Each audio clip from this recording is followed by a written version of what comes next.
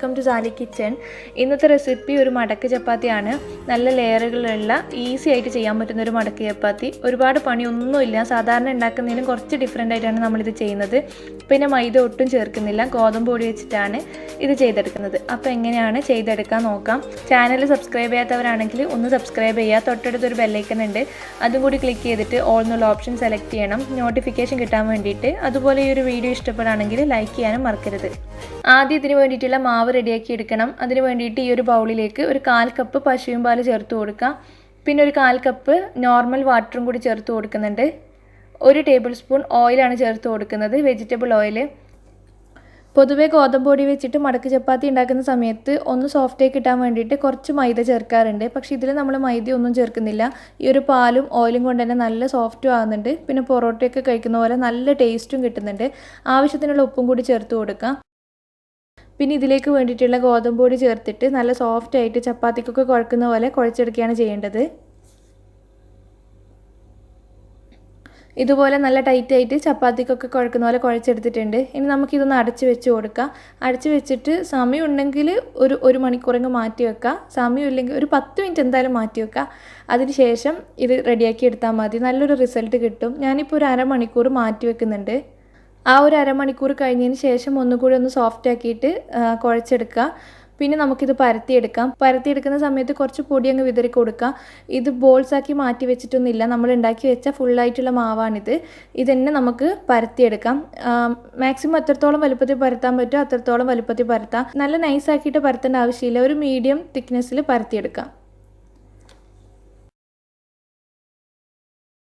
ഞാൻ ഉണ്ടാക്കിയ മാവ് വെച്ചിട്ട് ഈ ഒരു വലിപ്പത്തിലാണ് പരത്തിയെടുക്കാൻ പറ്റുന്നത്. ഇനി അങ്ങോട്ട് പരത്തിയെടുത്താൽ നല്ല നൈസായി പോകും. ഇതിൻ്റെ തിക്നെസ് നിങ്ങൾക്ക് കാണുന്നുണ്ടാവും. അധികം തിക്കുമല്ല അധികം തിന്നുമല്ല, ഈ ഒരു മീഡിയം തിക്നെസ്സിൽ വേണം പരത്തിയെടുക്കാൻ വേണ്ടിയിട്ട്. ഇനി ഇതിൻ്റെ പുറത്ത് കുറച്ച് ഓയിൽ ബ്രഷ് ചെയ്ത് കൊടുക്കുന്നുണ്ട്. ഓയിലാണ് ഞാൻ യൂസ് ചെയ്യുന്നത്, നിങ്ങൾക്ക് വേണമെങ്കിൽ ഗീ യൂസ് ചെയ്യാം. ഇപ്പോൾ ഞാൻ ഓയിലാണ്, ചുടുന്ന സമയത്ത് മാത്രമേ ഗീ യൂസ് ചെയ്യുന്നുള്ളൂ. പിന്നെ കുറച്ച് പൊടി അങ്ങ് വിതറി കൊടുക്കുന്നുണ്ട്, ഗോതമ്പ് പൊടി തന്നെയാണ് വിതറി കൊടുക്കുന്നത്. എന്നിട്ട് ഈ ഒരു വീഡിയോയിൽ കാണുന്ന പോലെ നിങ്ങൾ ഫോൾഡ് ചെയ്തെടുക്കുക. ഈ ഒരു ഫോൾഡ് ചെയ്തതിൻ്റെ ഇടയിലൊക്കെ നിങ്ങൾക്ക് വേണമെങ്കിൽ ഓയിലും ഗോതമ്പ് പൊടിയും വിതറി കൊടുക്കാം.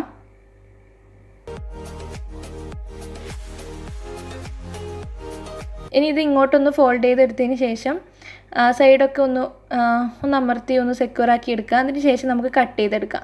കട്ട് ചെയ്തെടുക്കുന്നത് ആദ്യത്തെ 2 ഭാഗം നമ്മൾ കട്ട് ചെയ്തിട്ട് ഒന്ന് മാറ്റുന്നുണ്ട്, ആ ഒരു ഷേപ്പ് കിട്ടാൻ വേണ്ടിയിട്ട്. അതിന് ശേഷം ചെറിയ ചെറിയ സ്ക്വയർ ആയിട്ട് കട്ട് ചെയ്തെടുക്കാം. ഇതുപോലെ എല്ലാം കട്ട് ചെയ്തിട്ടുണ്ട്. ഇതിൻ്റെ സൈഡിലുള്ള ലെയർ കാണുമ്പോൾ തന്നെ നിങ്ങൾക്ക് മനസ്സിലാകുന്നുണ്ടാവും, നല്ല ലെയറുകൾ ഉണ്ട് ഇതിൽ. ഇനി നമുക്കിത് പരത്തിയെടുക്കുകയാണ് വേണ്ടത്. കുറച്ച് പൊടി വിതറിയതിന് ശേഷം സ്ക്വയർ ആയിട്ട് തന്നെ പരത്തിയെടുക്കാം. ഇങ്ങനെ ചെയ്തെടുക്കുമ്പോൾ ആ ഒരു ഷേപ്പും പോവില്ല, കറക്റ്റ് ആ ഒരു സ്ക്വയർ ഷേപ്പ് തന്നെ നമുക്ക് കിട്ടുകയും ചെയ്യും.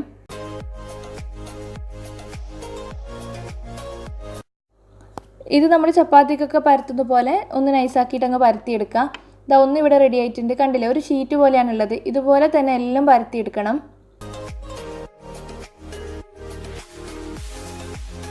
ഇനി നമുക്കിത് ചുട്ടെടുക്കാം. ചുട്ടെടുക്കാൻ വേണ്ടിയിട്ട് ഒരു തവ ചൂടാക്കാൻ വെച്ചിട്ടുണ്ട്. ഇതിലേക്ക് ഒരു ചപ്പാത്തി ഇട്ട് കൊടുക്കാം, മടക്കി ചപ്പാത്തി ഇട്ട് കൊടുക്കാം. എന്നിട്ട് ഇതിൻ്റെ മുകളിൽ കുറച്ച് ഗീ അങ്ങ് പുരട്ടി കൊടുക്കുന്നുണ്ട്. ചുടുന്ന സമയത്ത് ഞാൻ ഗീയാണ് പുരട്ടി കൊടുക്കുന്നത്. തിരിച്ചിട്ട് കൊടുക്കാം. ഒരു ബ്രഷ് വെച്ചിട്ട് ചെയ്യുകയാണെങ്കിൽ കുറച്ചും കൂടി നന്നായിട്ട് ഈസി ആയിട്ട് നമുക്ക് പുരട്ടിയെടുക്കാൻ പറ്റും. ഇതുപോലെ ചെറുതായിട്ട് അങ്ങ് പൊങ്ങി വരുന്നുണ്ട്, ഒന്ന് മറിച്ചിട്ട് കൊടുക്കാം. നന്നായിട്ട് പൊങ്ങി വരികയും ചെയ്യും, ഉൾഭാഗം വേവുകയും ചെയ്യും. തിരിച്ചു മറിച്ചൊക്കെ ഇട്ടിട്ട് വേവിച്ചെടുക്കണം. പിന്നെ ലെയറൊക്കെ കുക്കായി കിട്ടാൻ വേണ്ടിയിട്ട് ഒരു മീഡിയം ഫ്ലെയിമിൽ ഇട്ടിട്ട് കുക്ക് ചെയ്തെടുത്താൽ മതി. അവസാനം ഇതിൽ നിന്ന് എടുക്കുന്ന സമയത്ത് കുറച്ച് ഗീ അങ്ങ് പുരട്ടി കൊടുക്കണം.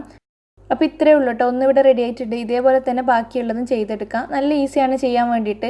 ഓരോന്നായിട്ട് ചെയ്തിട്ട് അതിൻ്റെ ഉള്ളിൽ നെയ്യ് പുരട്ടിയിട്ട് വീണ്ടും മടക്കി പരത്തിയെടുക്കേണ്ട ആവശ്യമൊന്നുമില്ല. ഒന്നായിട്ട് അങ്ങ് പരത്തിയിട്ട് ചെയ്യുകയാണെങ്കിൽ കുറച്ചും കൂടി ഈസിയല്ലേ. പാർട്ടികളൊക്കെ ഉണ്ടാക്കുകയാണെങ്കിൽ നമുക്ക് പെട്ടെന്ന് ചെയ്തെടുക്കാനും പറ്റും. പിന്നെ ഇതൊന്ന് കട്ട് ചെയ്തിട്ട് ഇതിൻ്റെ ഉൾഭാഗമൊക്കെ കാണിക്കാം. നല്ല ലെയറുകളായിട്ട് തന്നെ കിട്ടുകയും ചെയ്യും, നല്ല സോഫ്റ്റുമാണ് ഉള്ളിൽ. പൊറോട്ട ഒക്കെ കഴിക്കുന്ന ആ ഒരു ടേസ്റ്റാണ്. നല്ല ചിക്കൻ കറിയോ ബീഫോ എന്തിൻ്റെ കൂടി നല്ല കോമ്പിനേഷനാണ്. ട്രൈ ചെയ്തിട്ട് ഫീഡ്ബാക്ക് അറിയിക്കണം. പിന്നെ ഈ ഒരു വീഡിയോ നിങ്ങൾക്ക് ഇഷ്ടപ്പെടുകയാണെങ്കിൽ ലൈക്ക് ചെയ്യാനും ഷെയർ ചെയ്യാനും മറക്കരുത്. താങ്ക്